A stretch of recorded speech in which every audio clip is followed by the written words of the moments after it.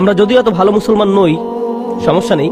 আল্লাহ যদি আমাদের দোজখে ফেলেনও, সবচেয়ে খারাপ পরিস্থিতিতে আল্লাহ যদি আমাদের জাহান্নামে ফেলেনও, এটা হবে সাপ্তাহিক ছুটির মতো, কয়েকদিন মাত্র।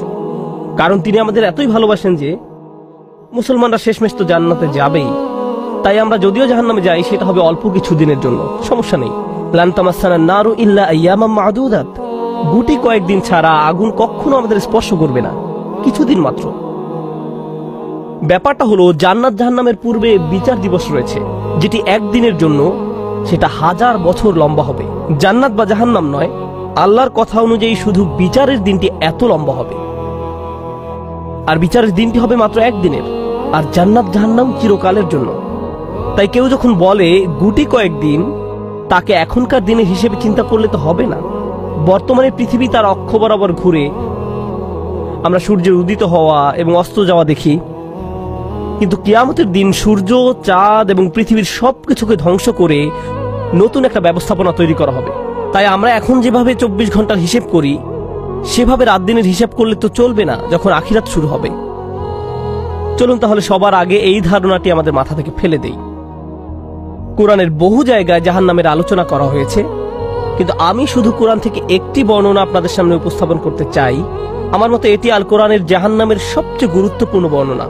কোরআনের একজন ছাত্র হিসেবে আমি মনে করি এই বর্ণনাটি জাহান্নাম সম্পর্কে জানার শুরু মাত্র। কেউ যদি এই বর্ণনাটি বুঝতে পারে, তাহলে সে জাহান্নাম সম্পর্কে যথেষ্ট জানে। আয়াতটি শুরু করা হয়েছে এই কথা বলে, ওয়ালা ইন মাসসাতহুম, এমনকি যদিও। যখন আমরা বাংলায় বলি যদি আমি সেখানে যাই, যদি আমি সেখানে যাই, তাহলে তোমার সাথে দেখা হবে। কিন্তু কেউ যখন বলে যদিও আমি যাই, এর মানে হলো যাওয়ার সম্ভাবনা ক্ষীণ। তাই আয়াতটি যদিও দিয়ে শুরু হওয়ার মাধ্যমে এমন কিছু ঘটার সম্ভাবনা কমিয়ে দিয়েছে। এভাবে বলার মাধ্যমে আল্লাহ কোনো কিছুর উপর জোর কমিয়ে দেন। সহজ কথায় তিনি বাক্যটিকে দুর্বল করে দিচ্ছেন। যদিও, যদিও কি? যদিও মাসসাতহুম, যদিও এটা তাদের স্পর্শ করে। আরবিতে মাসসা অর্থ কোনো কিছু যখন আপনাকে সামান্যতম স্পর্শ করে, যেমন কোনো মাছি যখন কোনো মতে স্পর্শ করে, যদি সেকেন্ডের জন্য স্পর্শ করে তখন তাকে বলা হয় মাস। সুতরাং এটা যদি তাদেরকে কোনো মতে স্পর্শ করে 1 সেকেন্ডের জন্য, মাসসাতহুম। এখন কি তাদের স্পর্শ করে? আপনারা হয়তো ভাবছেন আগুন যদি তাদের স্পর্শ করে। আল্লাহ বলছেন নাফহাতুন, একটা হালকা বাতাস যদি তাদের স্পর্শ করে। চলুন এই বাতাস নিয়ে একটু আলোচনা করা যাক। আরবিতে নাফহাতুন বলতে বোঝায় দরজা বন্ধ করলে যখন সামান্য একটু বাতাস এসে পড়ে, পর্দা নড়ে ওঠে, অথবা কেউ জানালা বন্ধ করলে যেভাবে হালকা বাতাসে পর্দা নড়ে ওঠে। এই বাতাসের যা বাহির থেকে ভেতরে আসে বা ভেতর থেকে বাহিরে যায়, দুই ধরনের আছে। একটি হলো লাফহা, লাম যোগে, আরেকটি হলো নাফহা। লাম যোগে লাফহা মানে বাতাসটি গরম, আর নুন যোগে নাফহা মানে বাতাসটি ঠান্ডা। আল্লাহ বলছেন এমনকি যদি ঠান্ডা বাতাস তাদেরকে স্পর্শ করে, যদি ঠান্ডা বাতাস তাদেরকে স্পর্শ করে তোমার প্রতিপালকের শাস্তি থেকে। তিনি এই আয়াতে জাহান্নাম কাউকে স্পর্শ করার কথা বলছেন না। তিনি এই আয়াতে আগুন কাউকে স্পর্শ করার কথা বলছেন না। তিনি এমনকি গরম বাতাস কাউকে স্পর্শ করার কথাও বলছেন না।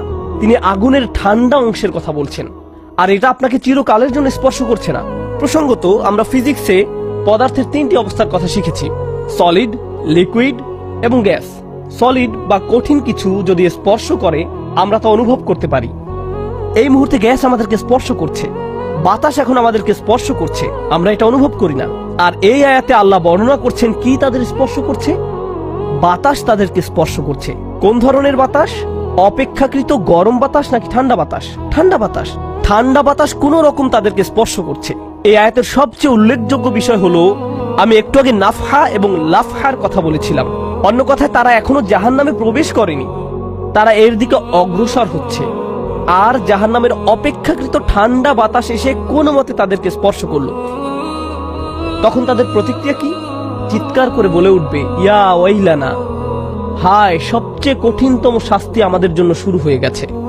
ইন্না কুন্না যালিমিন, আমরা সব সময় অপরাধী ছিলাম। তারা সাথে সাথে তাদের সব অপরাধ স্বীকার করবে। যে কারণে এই আয়াতটি আমি সংক্ষেপে আপনাদের নিকট উপস্থাপন করলাম। প্রথমত, এই আয়াতে আল্লাহ জাহান্নামের শাস্তির অভিজ্ঞতা বর্ণনা করছেন না। আল্লাহ সকল বিশ্বাসীকে জাহান্নামের আগুন থেকে মুক্ত রাখুন। কিন্তু আল্লাহ এখানে বর্ণনা করছেন এমনকি জাহান্নামের আগুনের কাছে গেলে এবং ক্ষণিকের জন্য এর বাতাসের সামান্য স্পর্শ লাগলে একজন মানুষ চিন্তা করা শুরু করবে এর চেয়ে আর ভয়ঙ্কর কোনো শাস্তি হতে পারে না। এজন্যই আল্লাহ দোজখের আগুন সম্পর্কে বলছেন ইন্নাহা সাআত মুস্তাকাররা ওয়া মুকামা, নিশ্চয়ই তা অবস্থানস্থল ও আবাসস্থল হিসাবে কতই না নিকৃষ্ট। অল্প এবং বেশি যে কোনো সময়ের জন্য ওটা কত নিকৃষ্ট জায়গা।